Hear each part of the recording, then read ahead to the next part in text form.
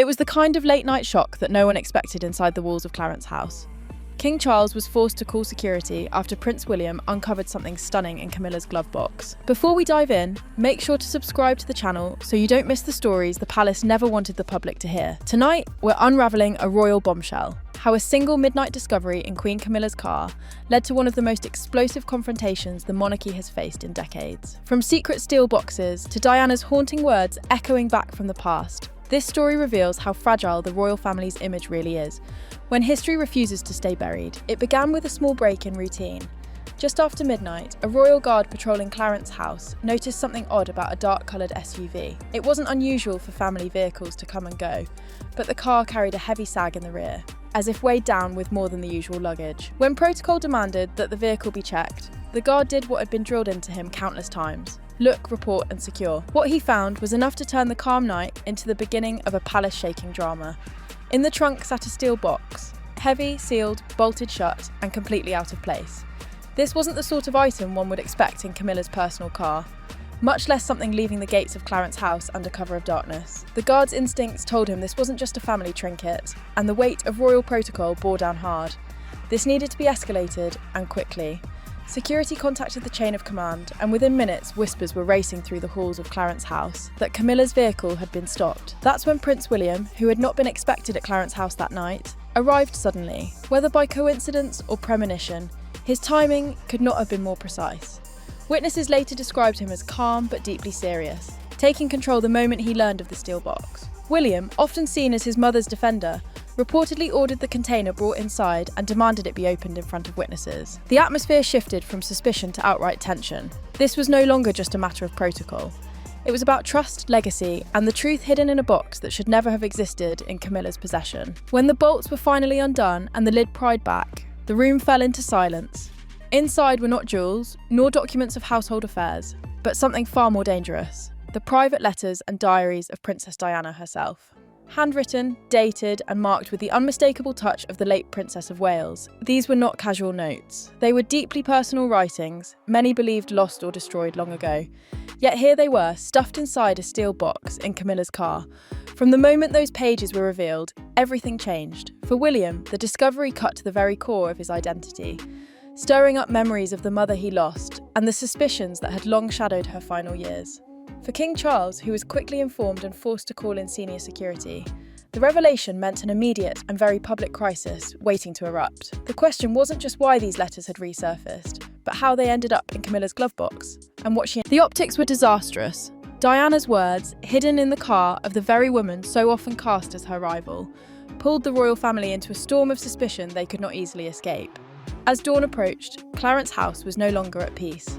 Guards whispered, aides rushed between rooms, and senior royals were summoned in haste. The atmosphere was one of disbelief and dread, as though the walls themselves knew that history had clawed its way back to the present. William was unyielding, insisting that the writings be secured and reviewed properly, while others worried about the scandal if news leaked. King Charles, caught between loyalty to his wife and the legacy of Diana, faced the unenviable task of calling in the highest level of security and locking down the situation. But locking down the situation was easier said than done. The letters themselves, once glimpsed by those present, revealed something even more unsettling. Diana's handwriting carried not only the warmth of a mother and the reflections of a princess, but also haunting notes of fear and isolation during the years after her divorce. The words were explosive, not because they were new, but because they had been hidden. And hidden in a place where no one ever expected to find them. In the hours after the discovery, the palace became a fortress under scrutiny. No one could explain convincingly how Camilla's car ended up carrying a sealed container filled with Diana's most personal belongings. Was it negligence? Was it concealment? Or was it something more deliberate, with potential motives that no one dared to voice aloud? These were the questions hovering in the background, as King Charles called in security, and senior aides struggled to contain a story too big, too emotional and too symbolic to be contained for long. And in the middle of it all stood William, staring at the steel box that had just altered his role forever. To many who later learnt of the events, the image of William carrying the container out of Clarence House would come to define the moment. He wasn't just the son of Diana that night, he was her defender, the one who pulled her words back from the shadows.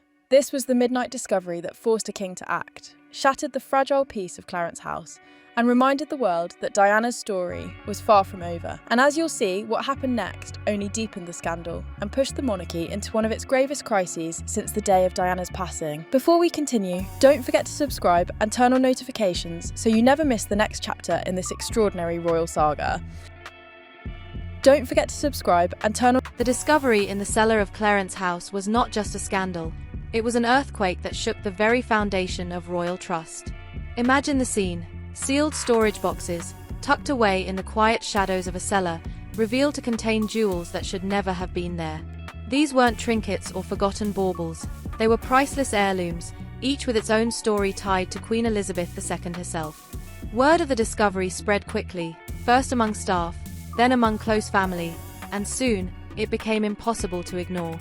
And at the center of it all stood Camilla, caught in a storm of her own making. If you haven't already subscribed, make sure you do right now, because as this story unfolds, every chapter grows more explosive, and you won't want to miss what comes next. For Anne, the revelations confirmed everything she had feared. The rumors, the discrepancies, the whispers from staff, they all crystallized into undeniable reality.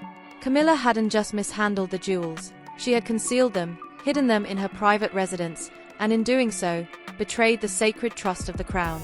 And yet, even when faced with this, Camilla was not ready to surrender. Instead, she turned to the one weapon she still had, influence. With the jewels uncovered and in holding the upper hand, Camilla began a campaign of retaliation. If she couldn't disprove the accusations, she could at least attack the credibility of the accuser. Behind closed doors, Camilla attempted to sway Charles and key advisors. She painted Anne as unstable, overly emotional, even obsessive about her mother's possessions. It's grief, she allegedly claimed, dismissing Anne's concerns as nothing more than misplaced mourning. For Camilla, this was about survival. If she could reframe Anne's determination as irrational, she could at least blunt the damage to her own reputation. More than that, she allegedly drafted plans to cut Anne's ceremonial duties, quietly suggesting that Anne was no longer fit to serve as the reliable face of the monarchy. But there was one thing Camilla underestimated: Anne's unshakable resolve. This wasn't about titles, or duties, or ceremonial appearances. For Anne, it was about honor, legacy, and the promises she knew her mother had left behind. And as the walls closed in, a bombshell surfaced, one that changed the balance of power entirely. Among the late Queen Elizabeth II's personal papers was a sealed letter, handwritten in her own unmistakable style. The letter had not been opened during her lifetime, but when it finally came to light, its contents were extraordinary. In it, Elizabeth named Anne as the guardian of her jewels, placing the responsibility squarely on her daughter's shoulders. But more than that, the letter contained a warning that the jewels must never be treated as symbols of authority nor hoarded for personal gain. They were to be protected, preserved, and passed on, not claimed. The weight of those words cannot be overstated. Here was the late Queen herself, speaking beyond the grave, giving Anne not just moral authority but written, undeniable legitimacy.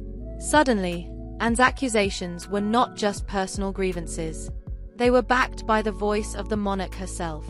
Every attempt Camilla had made to frame Anne as unstable crumbled under the force of that letter. And yet, the storm grew fiercer still. Another piece of evidence emerged, one no one could have predicted. Prince Harry, long protective of his mother's memory, stepped forward with private letters and photographs from Princess Diana.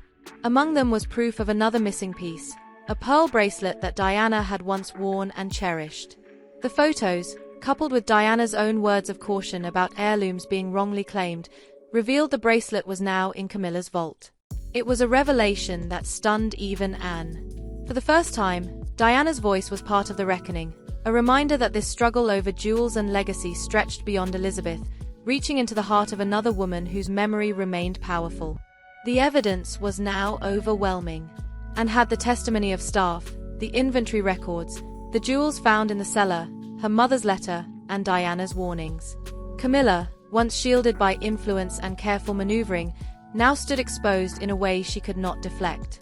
But the fight wasn't just about what was true, it was about what would be done. Would the jewels be quietly returned, with the scandal buried under layers of silence? Or would the monarchy itself face the humiliation of a public reckoning? Camilla, realizing she could no longer deny or discredit, shifted tactics again. Her focus turned to damage control, how to protect her image, how to minimize the fallout, how to emerge with even a shred of authority intact. But Anne was not prepared to let this slide. For her, this was the defining battle of her life, the moment to honor both her mother's wishes and Diana's warnings. She would accept nothing less than full restitution. The tension reached its peak when Anne issued a final ultimatum. The jewels must be returned to the royal collection in their entirety, with no exceptions, and with records corrected to reflect their true lineage. If not, Anne promised to go public, armed with the late Queen's letter and Diana's notes, a combination so powerful it could fracture Camilla's credibility beyond repair. The stakes could not have been higher. What happened next was both dramatic and telling. Camilla, cornered and outmatched, finally relented. One by one, the missing jewels began to reappear, quietly restored to their rightful place in the collection. But though the items were returned, the damage could not be undone. Camilla's credibility had been irreparably fractured, her actions recorded in whispers and testimonies that would never be forgotten. And Anne, far from being painted as unstable, emerged as the fiercest protector of the monarchy's treasures, a daughter carrying out her mother's final wishes, unflinching in the face of betrayal. The Clarence House cellar may have sparked the scandal, but it was the Queen's letter and Diana's legacy that sealed the reckoning. The storm that began in the cellar of Clarence House did not stay confined within its walls.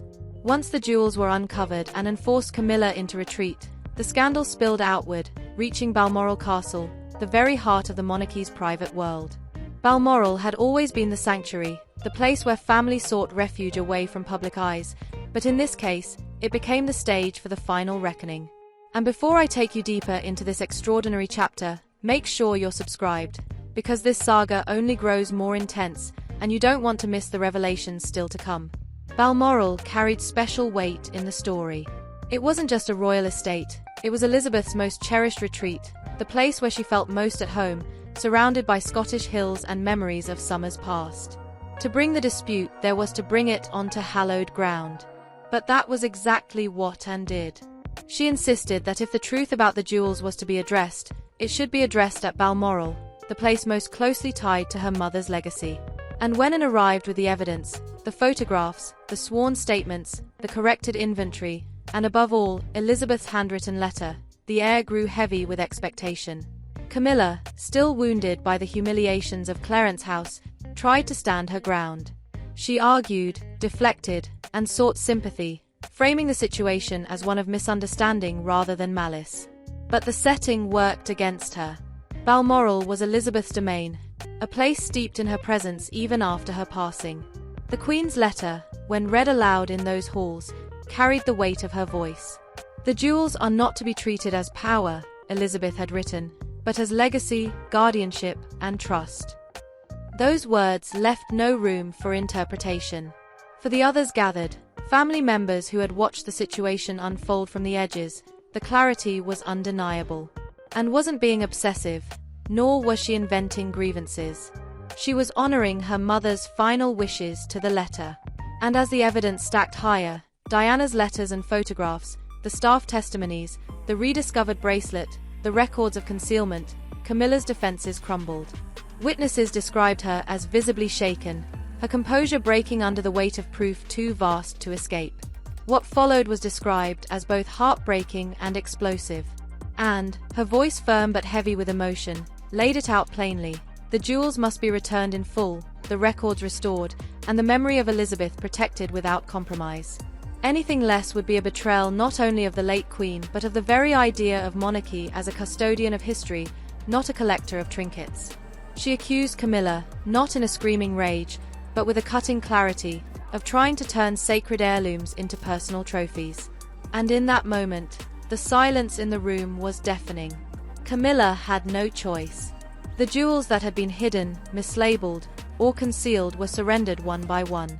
Each piece carried a story, a memory, a legacy, and as they were returned, the enormity of what had nearly been lost sank in. The Victorian diamond flower brooch, the sapphire necklace, the emerald choker. the pearl bracelet tied to Diana's memory. Each was quietly placed back where it belonged, not as private treasures but as part of the official collection. The act of returning them was not triumphant, it was humiliating. It was an admission, without words, that the accusations were true.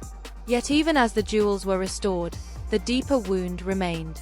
The royal family had always relied on unity, at least outwardly, to weather storms. But here, unity had been shattered. The spectacle of one senior member forcing another into submission over matters so deeply tied to Elizabeth's legacy left scars that would not heal quickly. Camilla's credibility, already fragile, was now fractured beyond repair.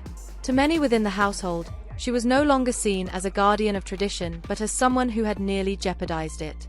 And Anne, though victorious, did not emerge without cost.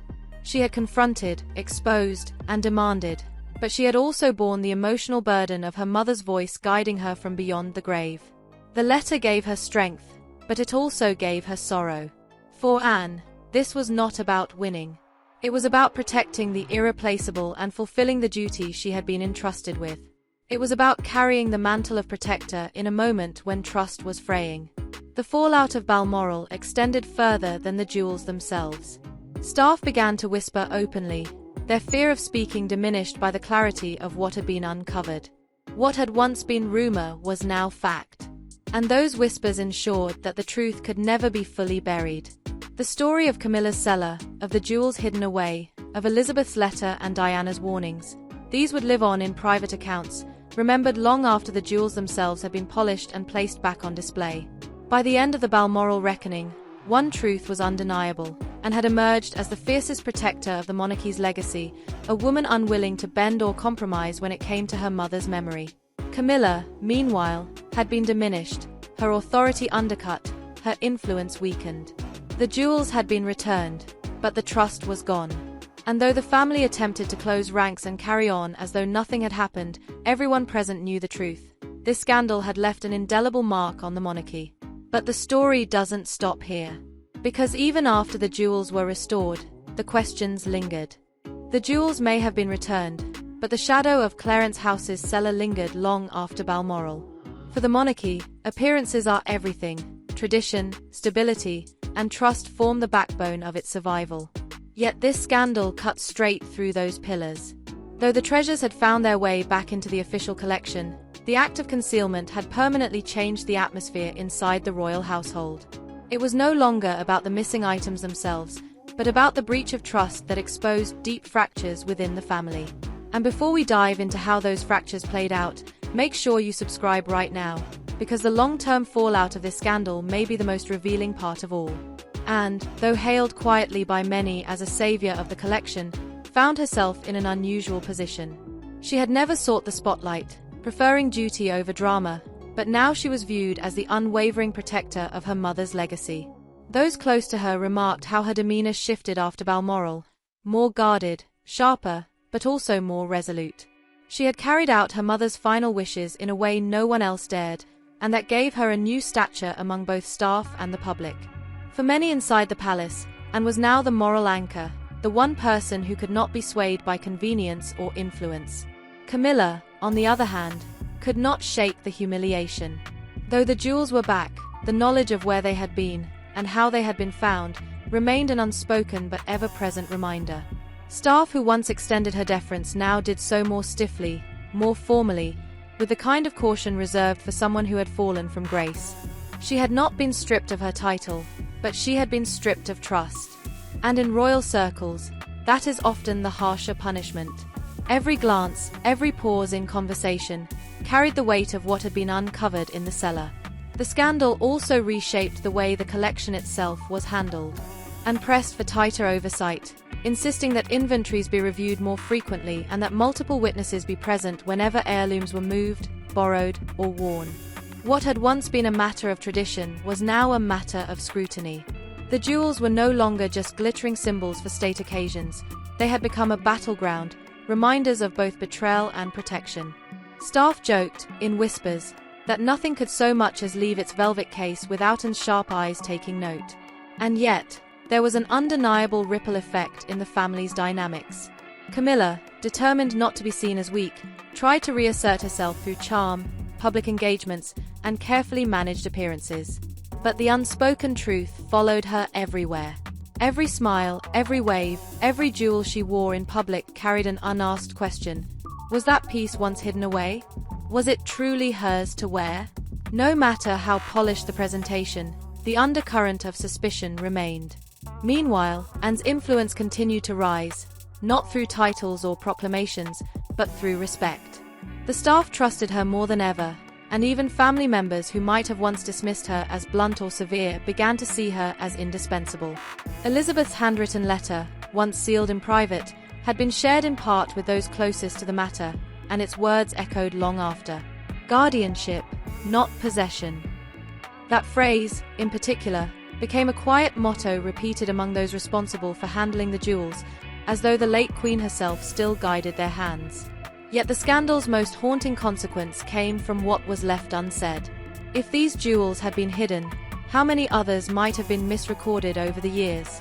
How many heirlooms had quietly disappeared without notice? The Cellar discovery raised suspicions far beyond Camilla, casting doubt on decades of royal management. And while Anne had secured the return of these particular treasures, she could not erase the sense that more secrets might be buried, literally or figuratively, within the walls of royal residences. It was at Balmoral that the family agreed, at least outwardly, to move forward. But moving forward did not mean forgetting. The jewels were polished, locked away, and brought out for state occasions once more, gleaming as they always had. Yet those who knew the truth could not look at them without recalling the cellar, the boxes, and the moment Camilla had rushed from Clarence House in shock. That image had become part of their story, forever tied to the jewel's history. For Camilla, every public outing became an exercise in control. When she wore pieces from the collection, she did so with a kind of forced confidence, as though to prove she still held authority. But whispers persisted. Audiences noticed when she avoided certain jewels entirely, fueling speculation about which ones had been at the heart of the scandal. And for every question asked aloud, countless more were whispered in private circles. And, meanwhile, bore her role with quiet resolve. She did not boast about her victory, nor did she seek to deepen Camilla's humiliation. Instead, she channeled her energy into safeguarding the collection with the diligence of a soldier guarding a fortress. She saw herself as fulfilling her mother's final command, and she would not falter. Those close to her said she often retreated into silence when the subject arose, her expression unreadable, as though carrying a burden too heavy for words. The family, outwardly united, remained inwardly divided. Trust is a fragile thing, and once broken, it cannot simply be stitched back together. The Balmoral reckoning had ended the scandal in one sense. The jewels were back, but in another sense, it had only begun. It had reshaped perceptions, altered loyalties, and carved out new roles within the family. Camilla, diminished, and elevated, and everyone else caught between silence and suspicion. But even this was not the final chapter. For while the jewels were returned and the scandal contained, the questions it raised lingered. What did Elizabeth know before she passed? And why had she felt the need to seal that letter to Anne? Why had Diana warned of heirlooms being wrongly claimed, long before any of this came to light? And perhaps most haunting of all, was the Clarence House cellar the only hiding place, or merely the one that happened to be discovered?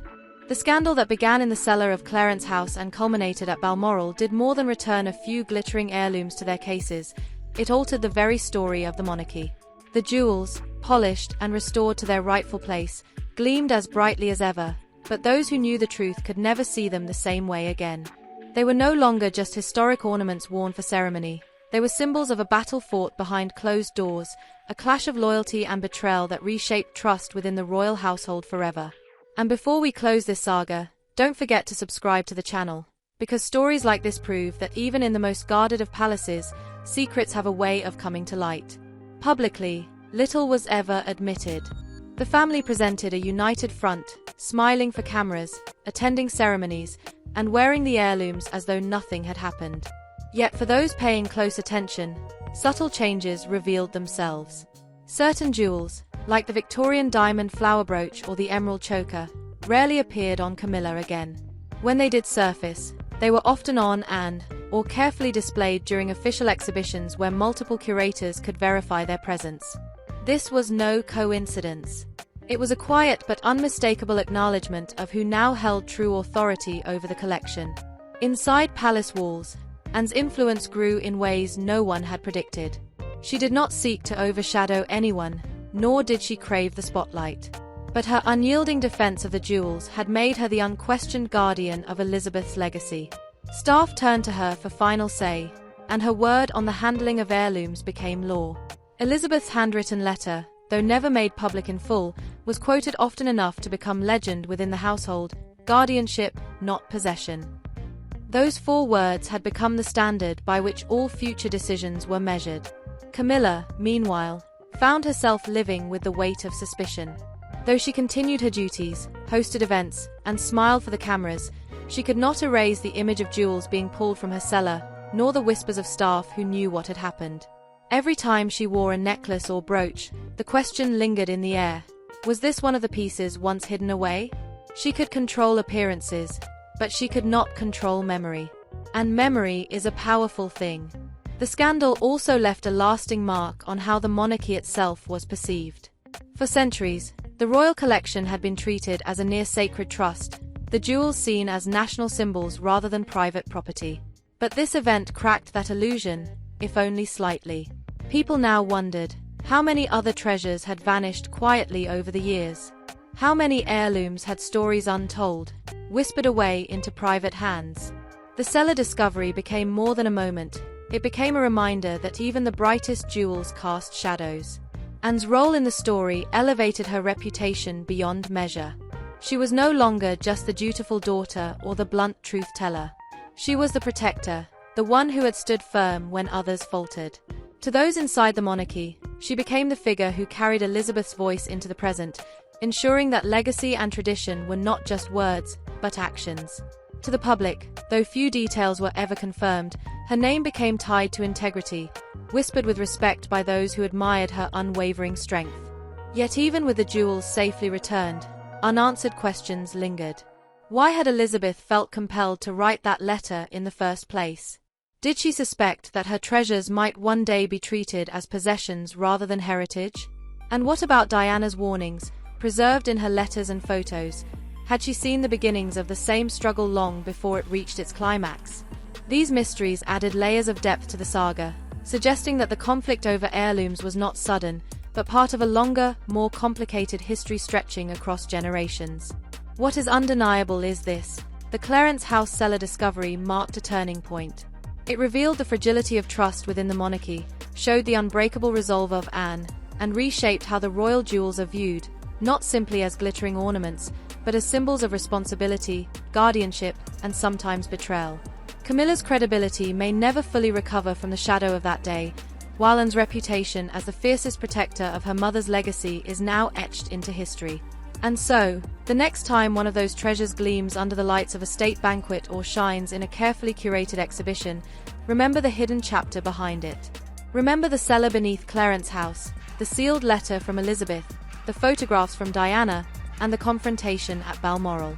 Because behind every jewel is not just beauty, but a story, and in this case, a story of secrets, exposure, and the unyielding determination of a daughter who refused to let her mother's legacy be tarnished. This was the reckoning of Clarence House. The jewels were returned, the truth revealed, and the monarchy forever changed. But perhaps the greatest lesson of all is this: legacies are not protected by silence, but by courage. And in this story, it was courage that carried the day. When the story of the Clarence House cellar is remembered years from now, it will not simply be recalled as a case of missing jewels or family disagreements. No, it will be remembered as a moment where legacy and loyalty collided, where secrets hidden in shadow were dragged into the light, and where the meaning of guardianship was tested in its purest form. The jewels themselves may glitter as they always have, but their story has forever been altered, charged now with the weight of betrayal, discovery, and redemption. At the center of it all is the image that no one can forget: Camilla rushing out of Clarence House as investigators revealed the sealed storage boxes in her cellar. That singular moment became a symbol in itself, a symbol of shock, of exposure, of the very idea that even within the walls of the most secure and respected residences, secrets could lie buried. And it was not just any secret. It was a secret involving the late Queen Elizabeth II's most cherished possessions, items that carried the weight of history and the glow of continuity. For Princess Anne, the scandal was both a personal trial and a fulfillment of duty. She had always been known as the most steadfast of Elizabeth's children, a woman of blunt honesty and unshakable work ethic. But here, she was tested in a way she had never been before. Rumors had reached her ears, whispers of discrepancies and of jewels moving in and out of sight whenever Camilla was involved. Many would have dismissed such whispers, but Anne did not. She listened, she investigated, and she demanded answers. And in doing so, she stepped fully into the role her mother had written for her in that sealed letter, the guardian of the jewels, the custodian of legacy. That letter from Elizabeth was more than paper and ink.